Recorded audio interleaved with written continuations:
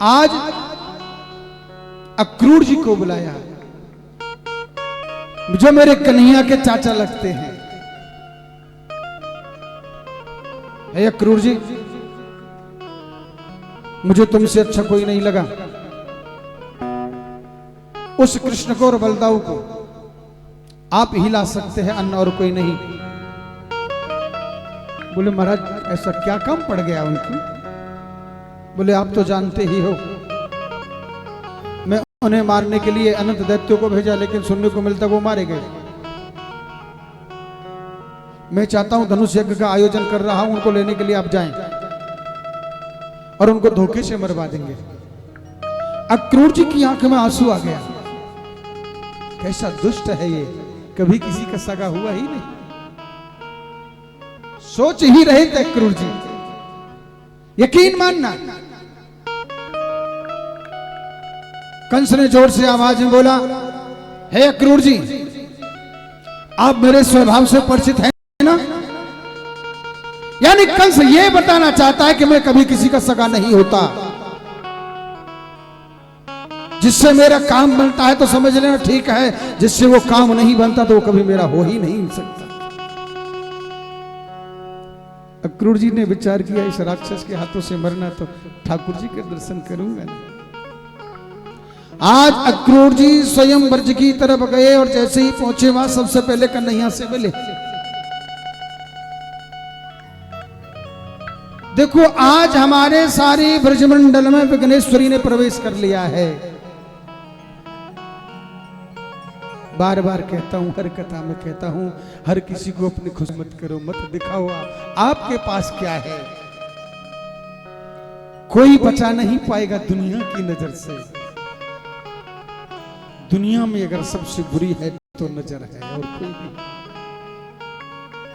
ऐसे जीव की नजर से बच के रहो जो तीनों लोगों का मालिक, जो वेदों की ऋचा, जिनको गोपी बोला गया है, जिसको ब्रज मंडल कहा गया है। पूरे संसार का लोप हो जाए लेकिन ब्रज मंडल नहीं होता। जब उसको नजर लग सकती है तो जीव की तो औकात ही क्या। इसलिए निवेदन करता हूं, जैसे हो वैसे ही अपना वैभव कभी किसी को मत दिखाना, मेरा निवेदन है। दुनिया में बुरी है तो नजर है और कुछ नहीं। नजर दो ही आंख हैं और दोनों आंखें क्या क्या कर सकती आप समझ नहीं सकते। इन सिर्फ दो नेत्रों का खेल है। आज सारे ब्रजमंडल में विघ्नेश्वरी प्रवेश कर गई। आज मेरी माता यशोदा भोजन बना रही थी अक्रूर जी के लिए। बाबा नंद ने पूछा, आने का कारण क्या है? तो आज अक्रूर ने कहा कि कंस ने बहुत बड़े यज्ञ का आयोजन किया है, तेरे कृष्ण और बलराम को बुलाया है। कहने का मतलब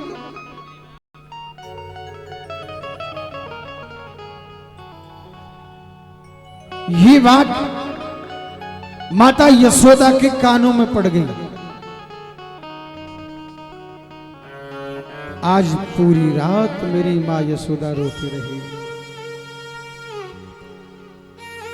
कन्हैया रात में देखते हैं, जो यशोदा मैया कन्हैया को सोने से पहले,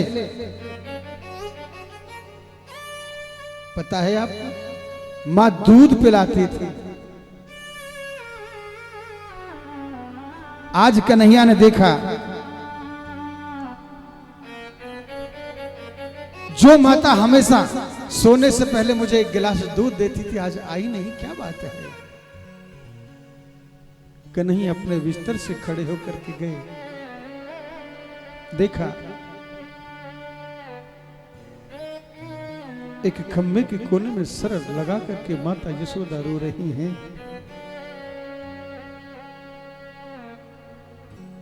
कन्हैया गए, क्या देखा कि मेरी मां रो रही है। जाकर के कन्हैया आज यशोदा मैया की गोद में बैठ गए। यशोदा मैया की साड़ी के पल्लू से आंसू पोंछ रहे हैं।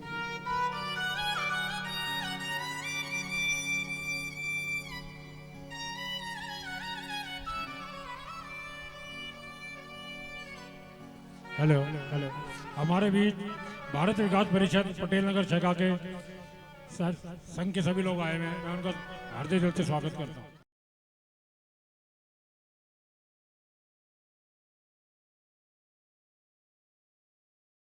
रो रही हैं। कन्हैया संसार का मालिक आज यशोदा मैया की गोद में बैठ करके उनके आंसू पोंछ रहा है। कितना सुंदर प्रसंग है।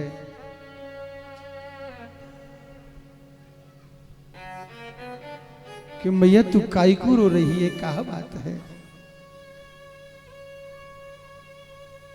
यशोदा मैया कहने लगी लाला कहा बताऊं, तू आज मोई पता चली कि तू मेरो ना है,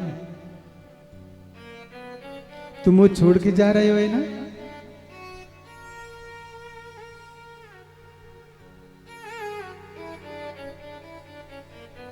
कन्हैया कहने लगो मैया मैं तो छोड़ के कैसे जा रहे हो, मैं तो छोड़ के जा सकूंगा।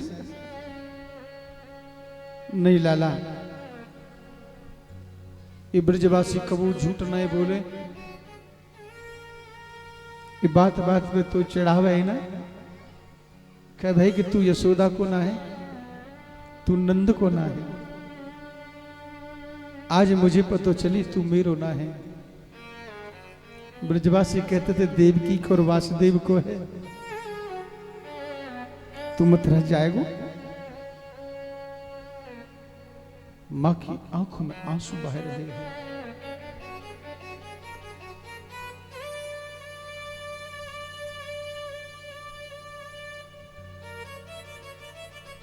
मेरे कन्हैया स्वयं रो रहेगी। मां अरे मैया कौन कहता है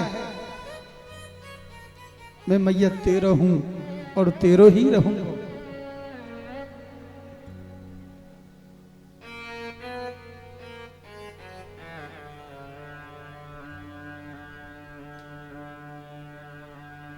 संसार का मालिक यशोदा मैया की गोद में बैठ करके रो रहे हैं।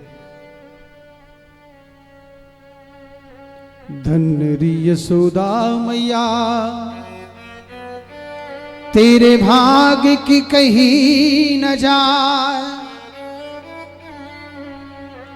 तीन लोक का स्वामी मैया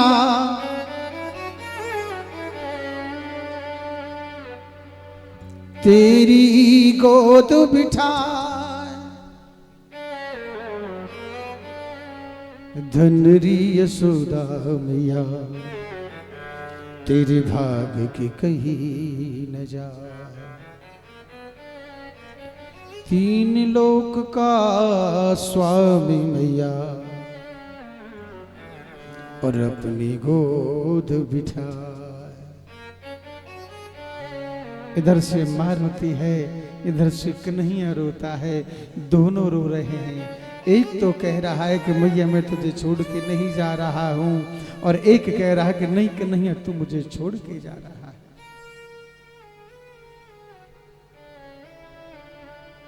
पूरे ब्रज मंडल में व्यग्न फैल गया।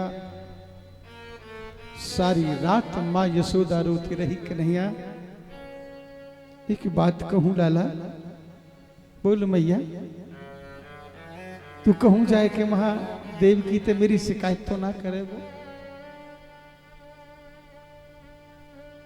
छोटी सी दही की मटकी के पीछे उखलते बांध दियो।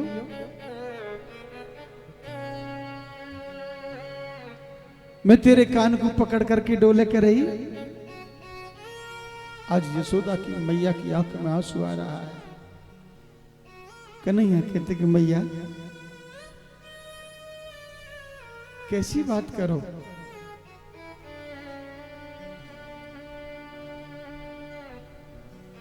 कान पकड़ने की सामर्थ्यता है तो मैया तेरे में है। मेरे पीछे छड़ी लेके जो चल सकता है तो मां यशोदा तू ही तो है। पूरी रात निकल गई, भाव निकलते निकलते ये बात हवा की तरह पूरे ब्रजमंडल में फैल गई। जैसे ही बाबा नंद के घर का दरवाजा खुला तो देखते कि हजारों गोपियां खड़ी हुई हैं। गोपियों को पता चल गया कि आज हमारा कन्हैया हमें छोड़ करके जा रहा है।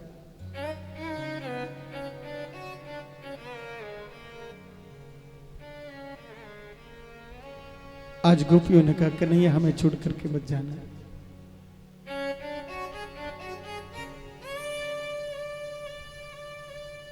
कन्हैया जैसे ही रथ पर बैठकर चलने को तैयार हुए, यकीन मानना ब्रज की गोपियां रथ के आगे लेट गई।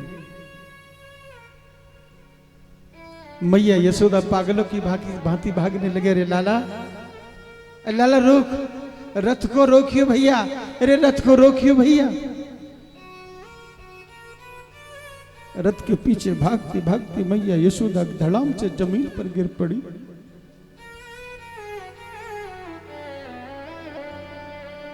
आज मेरा कन्हैया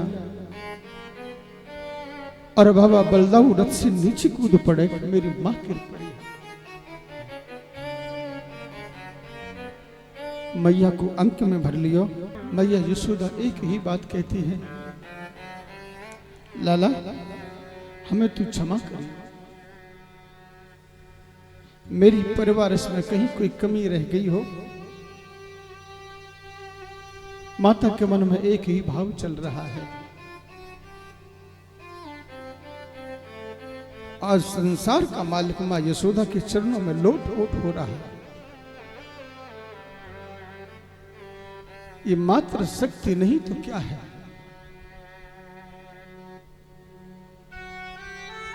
इधर कन्हैया रोता है, इधर मां यशोदा रोती है। ब्रज की गोपियां रो रो करके बेहाल हुई पड़ी हैं। कुछ ब्रज की गोपियां रथ के आगे लेट गई,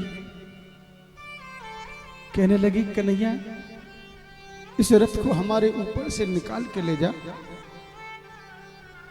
क्योंकि इसमें तन में प्राण रहेंगे ना तो हमारा जीना मुश्किल हो जाएगा। ना रहेगा प्राण ना कन्हैया तेरी याद सताएगी।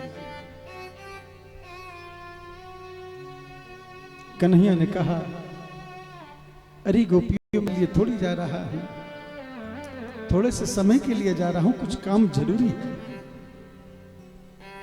जा रहे हो तो जाओ हमें छोड़कर, प्रेम ब्रज साक नैया नहीं पाओगे, नहीं पाओगे।